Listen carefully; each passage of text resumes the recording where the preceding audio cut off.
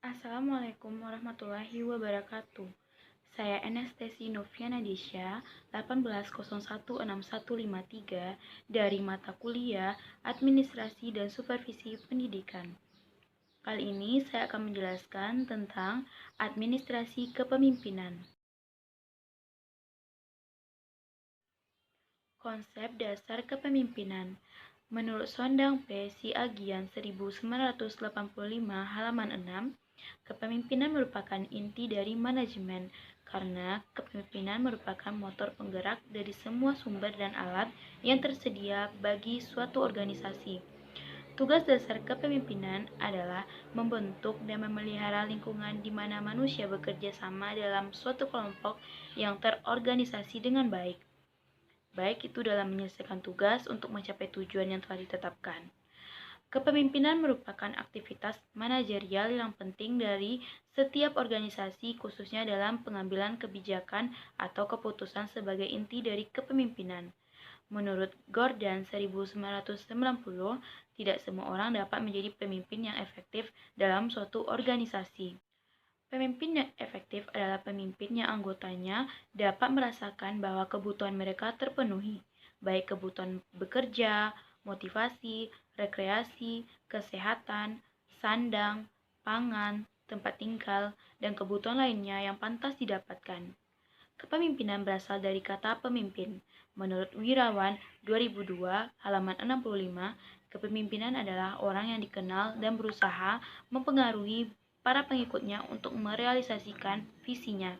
Dari pengertian tersebut, pada pokoknya kepemimpinan adalah perilaku yang mengarahkan aktivitas-aktivitas hubungan kekuasaan dengan anggota melalui proses komunikasi dalam mengarahkan suatu kegiatan untuk mencapai hasil dan tujuan yang telah menjadi target.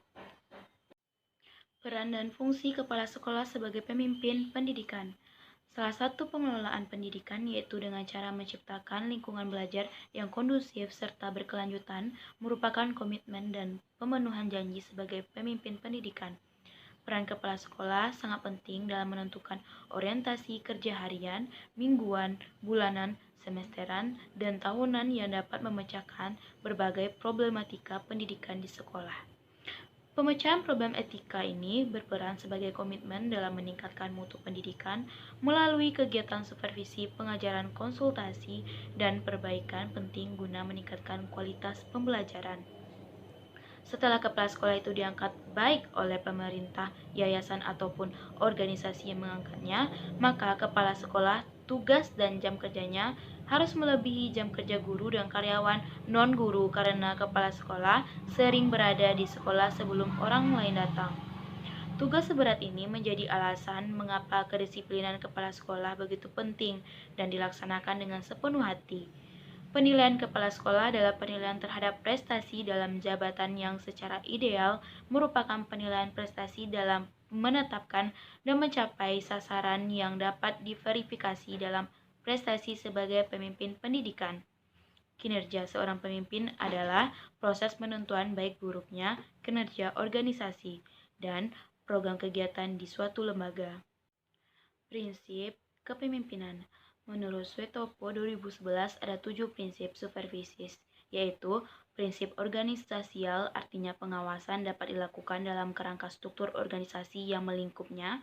2. Prinsip perbaikan artinya pengawasan berusaha mengetahui kelemahan atau kekurangan, kemudian mencari jalan pemecahan agar manajemen dapat berjalan sesuai standar organisasi dalam mencapai tujuan.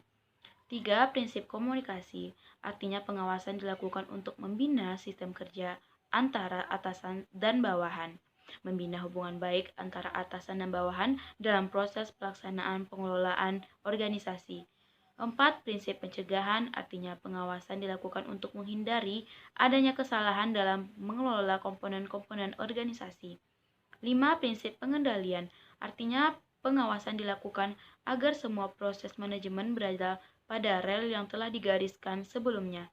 6. Prinsip objektif, artinya pengawasan dilakukan secara terus-menerus, baik selama berlangsungnya proses pelaksanaan kerja. 7. Prinsip kontinuitas, artinya pengawasan dilakukan secara terus-menerus, baik selama berlangsung proses pelaksanaan kerja. Selain itu, Bafadal 2008 menyebutkan prinsip-prinsip supervisi pendidikan sebagai berikut. 1. Supervisi pengajaran harus mampu menciptakan hubungan kemanusiaan yang harmonis. 2. Supervisi harus dilakukan secara berkesinambungan. 3. Supervisi pengajaran harus demokratif. 4. Supervisi pengajaran harus komparatif. 5. Supervisi pengajaran harus konstruktif. 6. Supervisi pendidikan harus objektif. Gaya kepemimpinan kepala sekolah. Setiap pemimpin pasti memiliki cara dan gaya tersendiri dalam memimpin dirinya dan anggotanya. Oleh karena itu, seorang pemimpin memiliki prinsip dan model tersendiri. Mr. Jejor 1957 dalam penelitiannya yang dikutip oleh Filippo 1980 merumuskan ada 3 prinsip kepemimpinan yang dapat digunakan oleh pemimpin atas dasar situasi yang menghendakinya. 1. Pemimpin dengan model otokrasi merupakan model kepemimpinan di mana pemimpin membuat keputusan sendiri karena kekuasaan tersebut dalam diri satu orang. 2. Kepemimpinan gaya partisipatif atau demokratif merupakan model kepemimpinan di mana pemimpin berkonsultasi dengan kelompok mengenai masalah yang menarik perhatian mereka karena dapat menyumbangkan sesuatu. 3. Kepemimpinan model kendali bebas atau liberal. Model kepemimpinan ini adalah di mana pemimpin memberikan kekuasaan pada bawahan kelompok untuk dapat memecahkan masalah dan mengambil keputusan sendiri. Namun pada prinsipnya, kepemimpinan tidak hanya berkenaan dengan model yang ditampilkan oleh pemimpin, karena tidak satupun model yang dapat ditetapkan secara konsisten pada ragam situasi organisasi. Menurut para ahli, tidak ada kepemimpinan yang baik untuk semua situasi sehingga masing-masing memiliki keunggulan yang berbeda-beda. Karena itu, aspek penerapan gaya kependidikan pemimpin tidak lebih penting daripada persoalan kemampuan pemimpin dalam memperlakukan semua unsur personil secara manusia sehingga pekerjaan dapat diselesaikan tepat waktu dan berkualitas dengan standar yang telah dipersyaratkan.